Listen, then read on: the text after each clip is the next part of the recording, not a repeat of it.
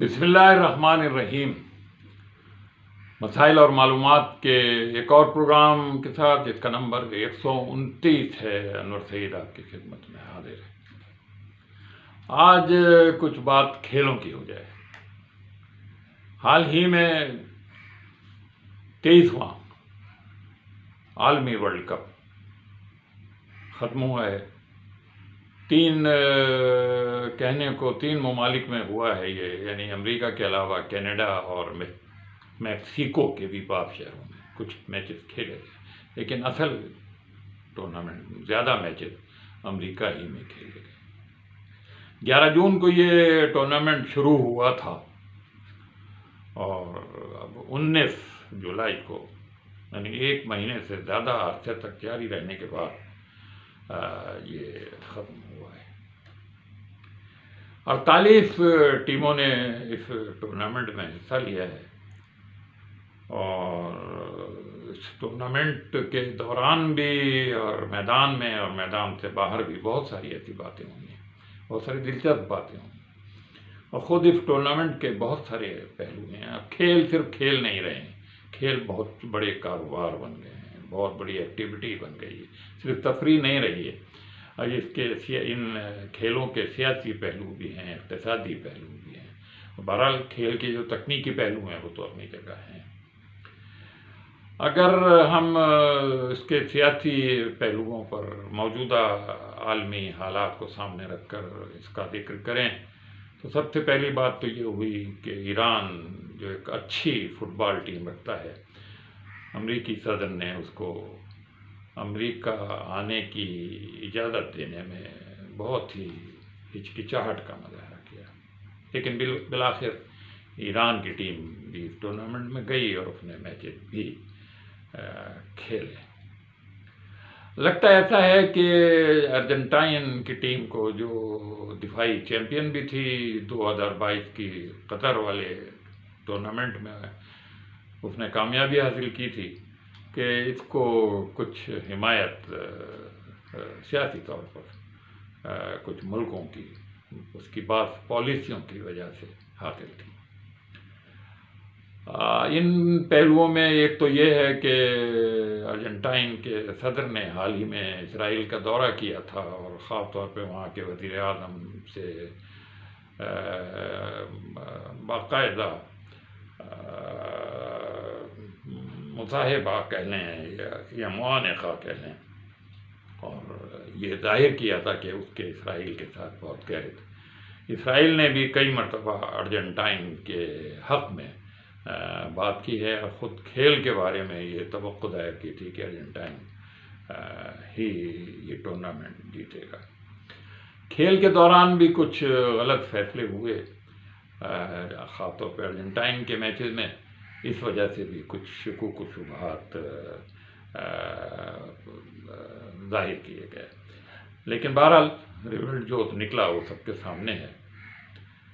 Spain جو 2010 میں کہیں یہ ٹورنامنٹ جیتا تھا پہلی مرتبہ، اب یہ دوسری مرتبہ 16 سال بعد اس نے یہ ٹورنامنٹ جیتا رہا ہے۔ اس فائنل میچ میں جو ارجنٹائن اور اسپین کے درمیان کھیلا گیا، اسپین تقریباً ڈومینیٹنگ پوزیشن میں رہا ہر پورے 90 منٹ کے کھیل میں، اور اس کے بعد جو مزید اسے 15 منٹ دیے گئے اس پورے بہت کم ایسا ہوا کہ ایک اندازے مطابق صرف 35% کھیل کے دوران گیند جو ہے وہ ارجنٹائن کے کھلاڑیوں کے پاس رہی ہے، ورنہ 65% وقت یہ ساری گیند اسپین کے کھلاڑیوں کے۔ میسی جیسا بڑا کھلاڑی کچھ نہیں کر سکا اور وہ ناکام رہا، لیکن شاباش ہے ارجنٹائن کے گول کیپر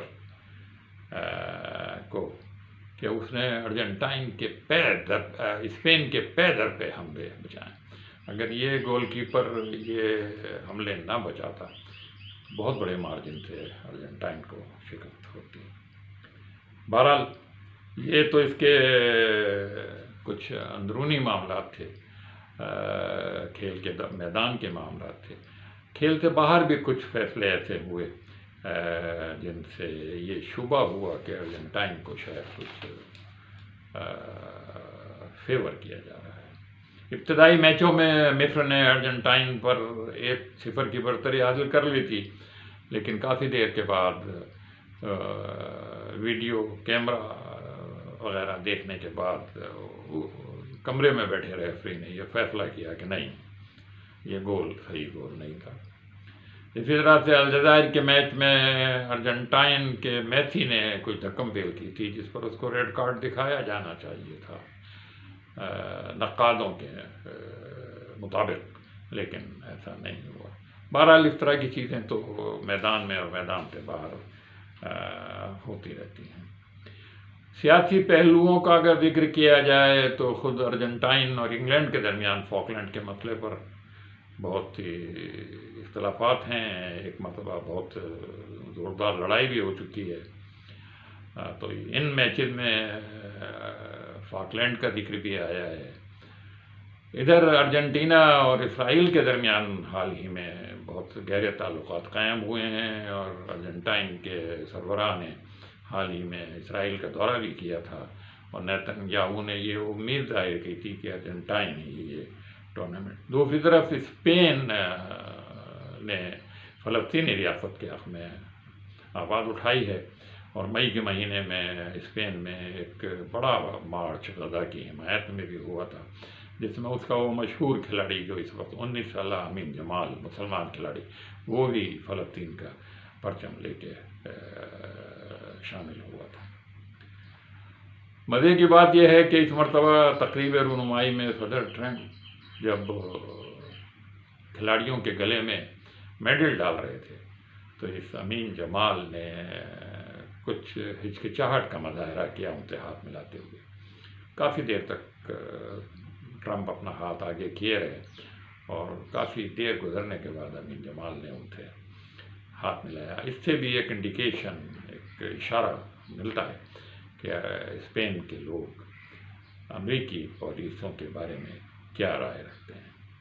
ایک اور بات یہ ہوئی کہ جب جیتی ہوئی ٹیم ورلڈ کپ کے سامنے کھڑے ہو کر تصویریں کھنچوا رہی تھی تو صدر ٹرمپ بھی وہاں کھڑے رہے۔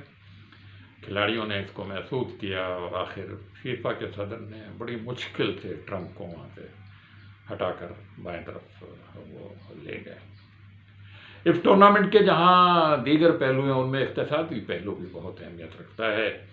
صرف تیاری کے اخراجات کے طور پر فیفا نے ہر ٹیم کو $1.5 ملین فراہم کیے تھے، اور $655 ملین کے انعامات رکھے گئے تھے۔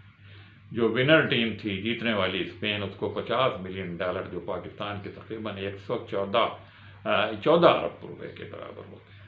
رنر اپ ارجنٹائن کو $33 ملین ملے ہیں، اور دیگر بعد کے مرحلے میں پہنچنے والے ٹیموں کو تقریباً 27 سے 29 ملین دیے گئے ہیں۔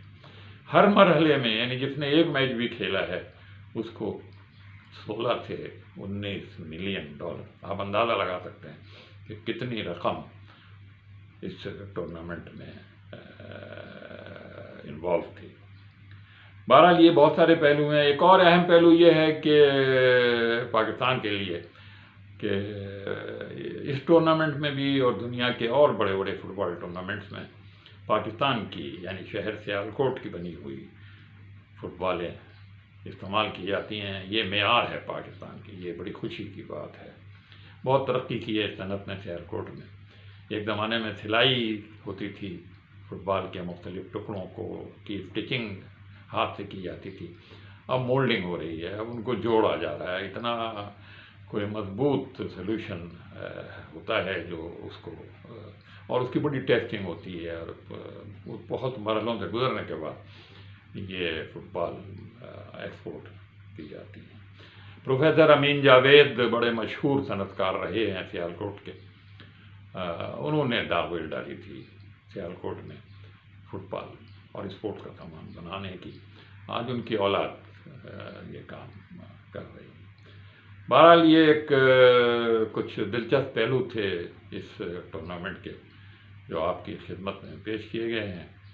اور جیسا کہ سب کو پتہ ہے کہ ایک 19 سالہ مسلمان افریقی نژاد امین جمال نے اس ٹورنامنٹ میں شہرت حاصل کی ہے، اور یہ وہی امین جمال ہے کہ جب یہ پیدا ہوا تھا تو اسی ارجنٹائن کے کھلاڑی میتھی نے اس کو گود میں لیا تھا۔ ٹورنامنٹ میں جب شکست ہو گئی ارجنٹائن کو فائنل میں، تو وہ مایوس ہو کر زمین پر گرے ہوئے تھے۔ اسی امین جمال نے جا کر ان کو اٹھایا، ان کو حوصلہ دیا۔ یہ بڑی اچھی بات ہے۔ انشاءاللہ کسی اور پروگرام کے ساتھ پھر حاضر ہوں گے۔ انور سعید کو اجازت دیجیے۔ اللہ حافظ۔